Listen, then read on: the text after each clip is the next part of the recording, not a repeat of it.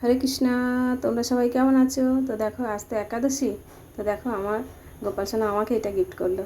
তো এটা আমি অনেক দিনের স্বপ্ন, 7-8 বছরে। তো সেই স্বপ্ন আমার আজকে পূরণ হলো।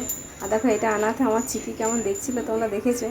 তো চলো, আজকের গোবিন্দকে ভোগ লাগিয়েছি দুপুরে। তো আজকে কিছু রান্নাই করা হয়নি।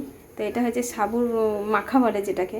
তো সাবু মেখে আমি ওটাকে দিয়েছি আম, শসা আর বাতাসা দিয়ে মেখে দিয়েছি। আর ওর মধ্যে তোমার দিয়ে দিয়েছি একটু দুধ দিয়ে মেখে নিয়েছি। আর কলাগুলো যেহেতু দেওয়া হয়নি, আর বাসে বাদাম দিয়ে দিয়েছি। তো চলো, আজকে তো দুপুরে হয়ে গেল। আর বিকালে তো গোপালের জন্য, গোপাল সোনা যেহেতু আমাকে গিফট করেছে, তো আমাকেও তো চিন্তা করতে হবে যে গোপালের জন্য কিছু বানাই। তো ঘরে দেখবে, আমরা আমার মায়ের কাছ থেকে বলে না, সংসার সুখের হয় রমণীর গুণে। তো মায়ের কাছ থেকেই অনেক কিছু শেখা। তো নারকেল আমার শুকনো হয়ে গেছিলো। তো গোপালের ওখানেই ছিল, নাড়ু বানাবো বানাবো করে বানানোই হয়নি, তো কোড়া হয়নি নারকেলটা। তো সেই জন্য দেখো, কলাগুলো পুরো খোসা কালো হয়ে গেছিলো। তো কালো খোসা হলে বাড়ির কেউ খাবে না, ছোটোবেলায় আমরাও খেতাম না। তো মাকে দেখতাম, মা এইভাবেই আমাদের কিছু একটা বানিয়ে ফেলতো। তো সেটা তখন বুঝতাম না, এখন বুঝি যে এটাকে কী বলা হয়। তো সেই হচ্ছে। তো এখানে দেখো, অল্প একটু ময়দা, ময়দার পরিবর্তে আমি আটাই নিই। তো সাদা বাটিটা তোমরা দেখছো, ওর মধ্যে আটা ছিল। আটা, অল্প একটু সুজি দিয়ে দিয়েছি। আর মিক্সার গ্রাইন্ডারের মধ্যে দিয়েছি কলা। আর নারকেলগুলো তো দিয়েই দিয়েছি, তোমরা দেখলে।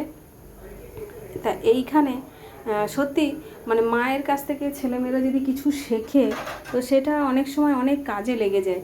তো আমরা সত্যি, আমি অনেক কিছু মানে যেটা আমরা কি করি, অনেক সময় আমরা সংসারে ফেলে দিই, না না এগুলো খাওয়া যাবে না, এগুলো বাদ, এই সব। কিন্তু মায়েরা এত সুন্দরভাবে সেটাকে পরিপাটি করে সন্তানদেরকে মানুষ করে ফেলে, সেটা যতক্ষণ আমরা মা হই ততক্ষণ বুঝতে পারি না। তো সেই হচ্ছে। তো এখানে দেখো, আমি গোবিন্দভোগ চাল বের করেছি। তো গোবিন্দভোগ চালটা আমার গুঁড়ো ছিল। তো যেহেতু আমার এখানে বাটতে হবে বলে আমি গুঁড়ো আর আলাদা গুঁড়োটা ইউজ করলাম না। তো এখান থেকে 2 মুঠো নিয়ে নিলাম, বেশি দেবো না কারণ সুজি দিয়েছি। তো এটা মিক্সার গ্রাইন্ডারের মধ্যে এটা ধুয়ে বেটে নেবো। আর এটা চিনিটা হচ্ছে একটু অনেকটা বড় বড়ই দানা। তো আমার সব কৌটোতেই ঢালা থাকে, তো কৌটোর থেকে আর বের করিনি। তো যেহেতু এগুলো আমাকে ফের আবার প্যাকেট করতে হবে, যার জন্য প্যাকেট থেকেই বের করে নিয়েছি। তো চিনি আমার অনেকটাই বড় দানা, সেই জন্য আমি চিনিটা কী করছি, মিক্সার গ্রাইন্ডারের মধ্যে বেটে নিচ্ছি। তা আজকে এটা আমি বানাবো। এটা তোমরা বলতে পারো কলার মালপোয়া বলতে পারো। তো মালপোয়ার মতন আমি বানাই না ঠিক মতন, কারণ আমি ছোটো ছোটো সাইজের বানাই। ছোটো ছোটো সাইজটা হলে কি একটু ক্রাঞ্চি হয়, আর দেখতেও বেশ বড় বড় কি হয় না। এটাই এলাচ দানা দিচ্ছি।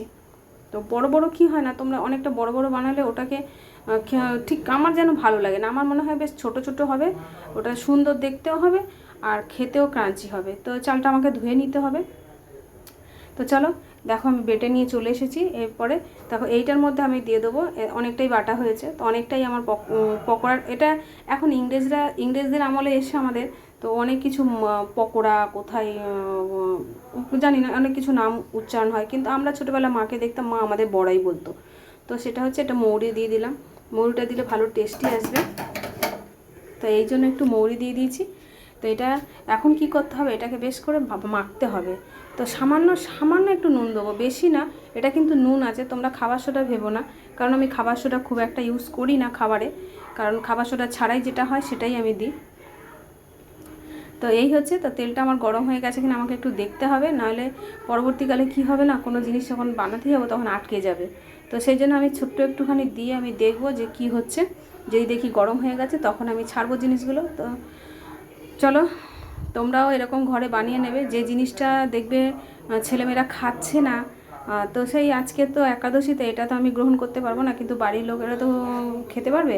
তো যেহেতু এটা আমার ছেলের প্রিয়, এটা আমরা ছোটোবেলায় যখন ছিল আমাদের ভাই বোনেদেরও প্রিয় ছিল, কারণ আমার বোনকে দেখতাম পাকা কলা খেতো না। তো মা কী করতো, এইভাবেই তার শরীরে প্রোটিন কীভাবে দিতে হয়, তো সে মারাই জানে। তো চলো, মাকে দেখতাম বোনকে এইভাবেই কলা এইভাবে বানিয়ে দিত। কোনো দিন বোন বড়ো হয়ে গেছে যখন জানতে পেরেছি, ছোটোবেলায় জানতে পারিনি যে মা এইভাবে কলা রান্না করে ওকে খাওয়াতো। তো এখনকার ছেলেমেয়েরা তো অনেক কিছুই খায় না, যার জন্য মাদেরকে কী করতে হয়, রান্নার সরঞ্জামের ভিতরে দিয়ে তাকে বানিয়ে খাওয়াতে হয়। তো সেরকম আমরাও যতক্ষণ না মা হবো ততক্ষণ জানতে পারি না। তো তেল আমার ভালোই গরম হয়ে গেছে। তো দেখো, আমার এদিকে মাখাও পুরো একদম অনেক, এটা পাতলা করে যদি মাখতাম তাহলে আমার পকোড়াগুলো বেশ মালপোয়ার মতন বেশ বড় বড় হতো। আমি যেহেতু টাইট বানাই, মানে হাতে দিয়ে দিয়ে আমি বড়ার মতন টাইপের বানাই। তো দেখো, এটা টাইটই হয়েছে। যেহেতু দেখছো যে হুট করে পড়ছে না হাতা থেকে, ছোটো ছোটো মতন পড়বে, আমার ছোটো ছোটোই দেখতে ভালো লাগে। তো তো চলো আজকের এখানে কত সুন্দর একটা জিনিস বানিয়ে তোমাদের সঙ্গে শেয়ার করলাম, তোমরাও এরকম ফেলবে না। জানি অনেকেই অনেক সংসারে অনেক মায়ের বোনেরা জানে, তাও আমি শেয়ার করলাম, কারণ আমি আমার সংসারে যেটা করি আমার গোপাল সোনার জন্য সেটাই তোমাদের সঙ্গে শেয়ার করি। তো বন্ধুরা এই চ্যানেলটাকে সাবস্ক্রাইব করে ভুলবে না, আর ভিডিওটা স্কিপ করবে না, পুরোটাই দেখবে। তো আজকে রাধারানীর গল্প তোমাদের শোনালাম না, কারণ আজ একাদশী। একাদশীতে তো অনেকটাই সংসারের একটু অন্যরকম কাজ থাকে, জব থাকে। আর জানি কোনো কোনো বন্ধুরা আছে তারা হয়তো একাদশী পালন করেছে, তারাও জব করেছে।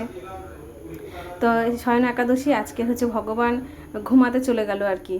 তো ভগবান তো ঘুমাবেই, বলো, সবসময় কি জেগে কি কাজকর্ম করবে? ভগবানও তো একটু রেস্ট নেওয়া দরকার।